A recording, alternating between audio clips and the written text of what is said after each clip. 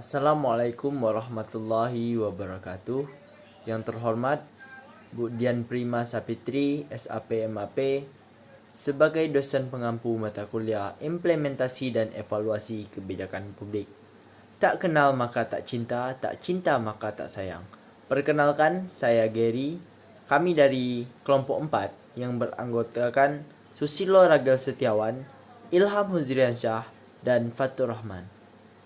Kami dari kelompok 4 akan membahas kegagalan implementasi kebijakan sumur resapan di wilayah DKI Jakarta.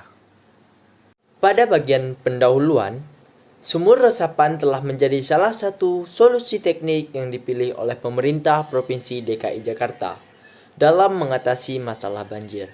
Kebijakan ini bertujuan untuk mengurangi limpasan air hujan, meningkatkan daya serap tanah, dan menjaga ketersediaan air tanah. Namun, meskipun kebijakan ini sudah diterapkan, hasil yang diharapkan belum tercapai. Banyak sumur resapan yang tidak berfungsi secara optimal, mengalami kerusakan, atau bahkan mengakibatkan masalah baru. Makalah ini bertujuan untuk mengkaji faktor-faktor yang menyebabkan kegagalan implementasi kebijakan sumur di wilayah DKI Jakarta dan memberikan rekomendasi untuk peningkatan kebijakan di masa depan. Maka, pada bagian pendahuluan ini, kebijakan sumur resapan dirancang untuk mengurangi banjir dengan menyerap air hujan ke dalam tanah. Sedangkan permasalahannya, sumber resapan yang dibangun seringkali tidak berfungsi secara optimal dan kadang menyebabkan masalah baru seperti kerusakan jalan. Nah, tujuan dari kami membuat makalah ini untuk menganalisis penyebab kegagalan kebijakan sumur resapan dan memberikan rekomendasi. Baiklah, di sini saya akan melanjutkan materi, yaitu materi berikutnya adalah kajian teori. Jadi di sini kajian teorinya yang pertama yaitu kebijakan publik, yang dimana memerlukan implementasi yang jelas dan penerimaan masyarakat, dan yang kedua yaitu pengelolaan sumber daya air, yang dimana di sini sumur resapan adalah teknik untuk mengendalikan air hujan dan mengisi air tanah. Dan yang ketiga, partisipasi masyarakat. Jadi perlunya juga keterlibatan masyarakat meningkatkan keberlanjutan. Dan yang keempat yaitu kebijakan regulatori. Sumur resapan termasuk kebijakan regulatori untuk mengatur tata air.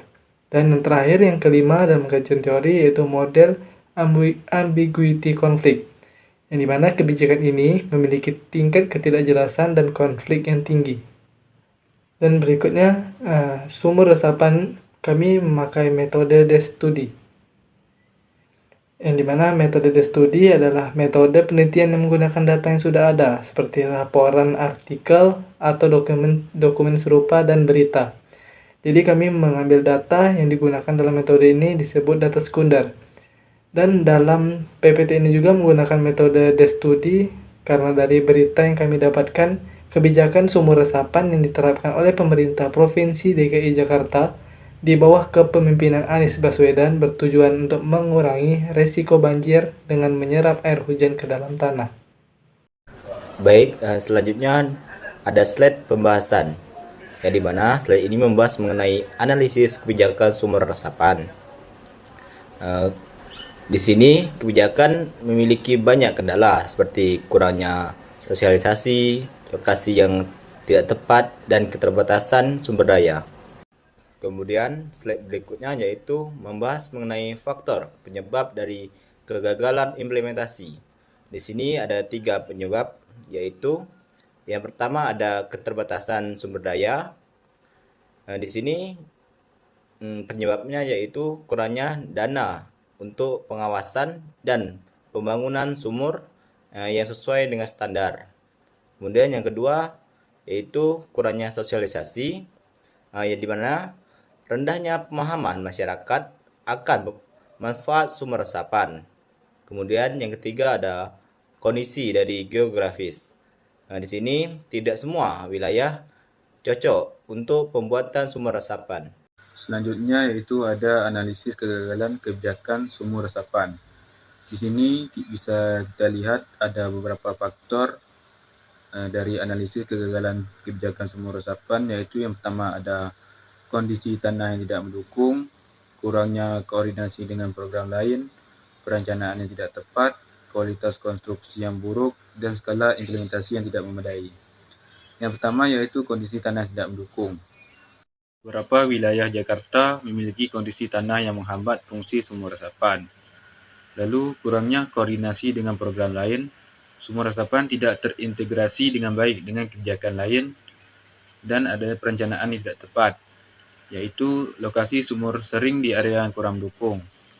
Lalu kualitas konstruksi yang buruk, banyak sumur resapan yang cepat rusak, dan skala implementasi yang tidak memadai, yaitu jumlah sumur resapan tidak cukup untuk mengatasi banjir di Jakarta. Dan pada slide yang terakhir yaitu ada kesimpulan dan rekomendasi. Jadi kesimpulan dari kelompok kami yaitu implementasi sumur resapan di DKI Jakarta menghadapi banyak hambatan teknis dan sosial yang mengurangi efektivitasnya dalam mengatasi banjir. Dan rekomendasi, pemerintah diharapkan dapat mempertimbangkan solusi yang lebih komprehensif dan berbasis ilmiah seperti normalisasi sungai, perbaikan drain rise, dan pengelolaan ruang terbuka hijau. Sekian presentasi video dari kelompok 4 kami. Kami mengucapkan Assalamualaikum warahmatullahi wabarakatuh.